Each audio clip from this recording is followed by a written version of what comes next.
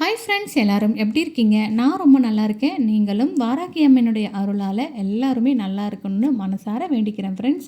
இன்றைக்கி இந்த வீடியோவில் பார்த்தீங்கன்னா, இந்த வாரத்துக்கு தேவையான காய்கறிகள் எல்லாமே நான் வாங்கிட்டு வந்திருந்தேன்.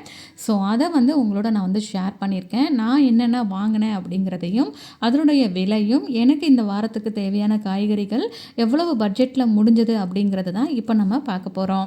பொதுவாக நம்ம எல்லாருமே வாரத்தில் முதல் நாள் அப்படிங்கிறதுனால எல்லாரும் மொத்தமாக காய்கறியை வாங்கி ஸ்டோர் பண்ணி வச்சுக்குவோம். ஒரு வாரத்துக்கு நம்ம இந்த காயெல்லாம் வாங்கி வச்சிட்டோம் அப்படின்னா நமக்கு தினமும் இதில் ஒவ்வொரு காயாக நம்ம யூஸ் பண்ணுறதுக்கு நமக்கு யூஸ்ஃபுல்லாக இருக்கும். நமக்கு எந்த காயுமே இல்லை அப்படின்னா நமக்கு என்ன செய்கிறது அப்படிங்கிற ஒரு மென்டல் ப்ரெஷரே காலையில் வந்துடும் ஃப்ரெண்ட்ஸ்.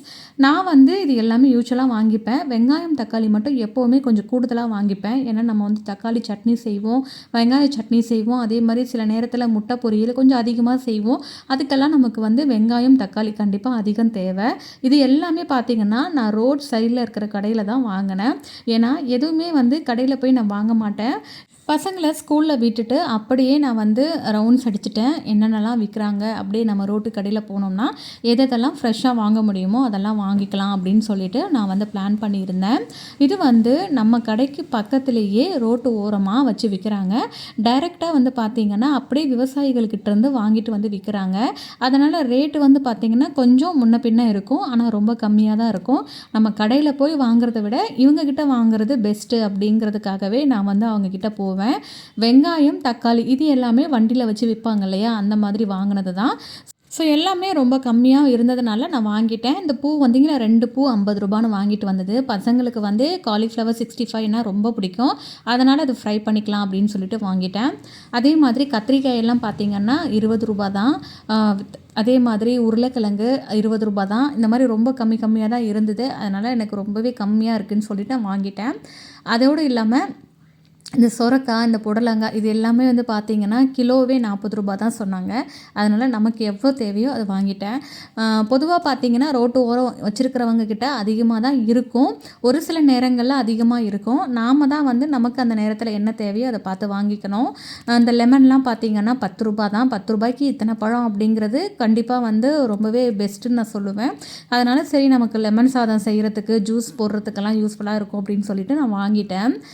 ஸோ இந்த மாதிரி நம்ம ரோட்டு கடையில் வாங்கிட்டோம் அப்படின்னா நமக்கு கண்டிப்பாக காசு மிச்சமாகும் ஃப்ரெண்ட்ஸ். நான் இது மொத்தமாகவே நான் 250 ரூபாய் எனக்கு ஆயிடுச்சு. இதில் அடிஷ்னலாக பார்த்தீங்கன்னா நான் வேர்க்கடலை, சக்கரவள்ளி கிழங்கு, கீரை இது எல்லாமே தனியாக வேற ஒரு கடையில் வாங்கினேன். ஸோ அதெல்லாம் சேர்த்ததுனால தான் எனக்கு 250 வந்துருச்சு. ஸோ இந்த வீக்குக்குன்ற போது எனக்கு இது ஓகே அப்படிங்கிற மாதிரி தான் தோணுச்சு. நான் எப்படி ஸ்டோர் பண்ணுவேன்னு பார்த்தீங்கன்னா, வீட்டில் யூஸ் பண்ணாத பிளாஸ்டிக் டப்பா, அதே மாதிரி டேட்ஸ்லாம் வாங்கும்போது நம்ம வச்சுருக்கிறோம் இல்லையா, அந்த டப்பாலாம் வாஷ் பண்ணி வச்சுக்குவேன். அதே மாதிரி சம்டைம்ஸ் கடையில் வாங்கி சாப்பிடும்போது அந்த பிளாஸ்டிக் யூஸ் அண்ட் த்ரோ பாக்ஸ்லாம் இருக்கும் இல்லையா, அந்த மாதிரி பாக்ஸ் எல்லாம் வாஷ் பண்ணி வச்சுக்குவேன். ஸோ அதில் கலர் பொடி, கோலமாவெல்லாம் போட்டு வைக்கிறதுக்காக யூஸ் பண்ணிக்குவேன். சில நேரம் இந்த மாதிரி காய்கறிகள் போட்டு வச்சுக்கிறதுக்கும் யூஸ் பண்ணிக்குவேன். ஸோ ரொம்ப யூஸ்ஃபுல்லாக இருக்குது.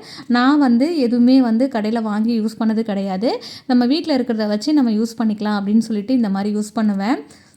கத்திரிக்காய் பார்த்திங்கன்னா ரொம்ப சூப்பராக இருந்துச்சு, ஃப்ரெஷ்ஷாக இருந்தது. ஏன்னா இந்த மாதிரி கத்திரிக்காய்லாம் வாங்கினோன்னா எண்ணெய் கத்திரிக்காய் குழம்பு வச்சோம் அப்படின்னா செம்ம டேஸ்ட்டாக இருக்கும். ஸோ அதனாலவே சின்னதாக பார்த்து பொறுக்கி எடுத்தேன்.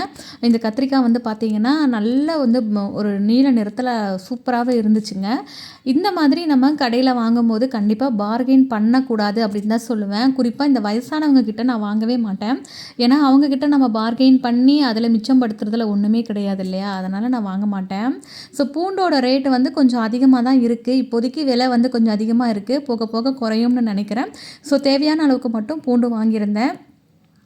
அதுக்கப்புறம் இது எல்லாத்தையுமே ஒரு டப்பாவில் எடுத்து வச்சுட்டு, கொஞ்சம் தக்காளி நசுங்கினது எல்லாமே கொஞ்சம் நான் வேறு ஒரு டப்பாவில் போட்டு நான் வெளியே எடுத்து வச்சுட்டேன். ஏன்னா அதை பார்க்கும்போது தான் நம்ம அதை யூஸ் பண்ணுவோம். நம்ம ஃப்ரிட்ஜில் வச்சுட்டோம் அப்படின்னா அதை மறந்துடுவோம். அதனால் அதை எடுத்து நான் வெளியே வச்சுட்டேன். அதுக்கப்புறம் ஒன்று எடுத்துகிட்டு போய் நான் ஸ்டோர் பண்ணி வச்சுட்டேன். ஸோ நான் எதை எங்கே வைக்கணுமோ அந்த இடத்துல வச்சுட்டேன். காலிஃப்ளவர்லாம் பார்த்திங்கன்னா கீழ் ரேக்கில் இருக்கிற பாக்ஸில் வச்சுப்பேன். இது மாதிரி பாக்ஸில் ஸ்டோர் பண்ணி வைக்கும்போது இடம் கொஞ்சம் மிச்சமாகிற மாதிரி இருக்குது. ஸோ ரொம்பவே யூஸ்ஃபுல்லாக தான் இருக்குது. நீங்கள் எப்படி ஸ்டோர் பண்ணி வைப்பீங்க அப்படின்னு சொல்லுங்கள். அதே மாதிரி நம்ம என்னதான் வந்து பார்த்து பார்த்து காயெல்லாம் வாங்கி வச்சாலுமே பசங்க வந்து பார்த்திங்கன்னா அவங்க லஞ்சுக்கு எடுத்துகிட்டு போகிறது வெரைட்டி ரைஸாக தான் இருக்குது. இதை செய்ய போகிறேன் அப்படின்னு சொன்னால் அம்மா அது வேண்டாம் இதுதான் வேணும்னு கேட்குறாங்க. என்ன தான் பண்ணுறதுன்னு தெரியல. நம்ம இவ்வளோ காய் வாங்கிட்டோம், நாங்கள் தான் சாப்பிட்ற மாதிரி இருக்குது. அவங்க வந்து வெறும் carrot rice, beetroot rice, lemon rice இது தான் கேட்குறாங்களே தவிர வெஜிடபிள்ஸ்லாம் அதிகமாக போடுறத சாப்பிட மாட்டேன்றாங்க. ஒருவேளை இப்போ அப்படி தான் இருப்பாங்க போல இருக்குது. சரி அதனால் நான் வந்துட்டு விட்டுடுவேன். ஸோ இருக்கிற வெஜிடபிள்ஸ் எல்லாமே வந்து ஒரு நாளைக்கு 2, 3 செஞ்சுட்டேன் அப்படின்னா கண்டிப்பாக அது சீக்கிரமாக தீந்துடும். இதெல்லாம் கொஞ்சம் சீக்கிரமாக வந்து வேஸ்டேஜ் ஆகுமோ அதெல்லாம் முன்னே செஞ்சுட்டு கொஞ்சம் வச்சு சாப்பிட்ற மாதிரி இருக்கிறதெல்லாம் வந்து யூஸ் பண்ணிக்குவேன். ஸோ இப்படி தான் நான் வந்து ஆர்கனைஸ் பண்ணி வைக்கிறது. இந்த கீரை வந்து பார்த்திங்கன்னா ரொம்ப கண்ணுக்கு நல்லதுங்க. இந்த பொன்னாங்கண்ணி கீரை வெரைட்டி நிறைய இருக்குது. இதில் இந்த சிவப்பு பொன்னாங்கண்ணி கீரை வந்து ரொம்ப ரொம்ப நல்லது.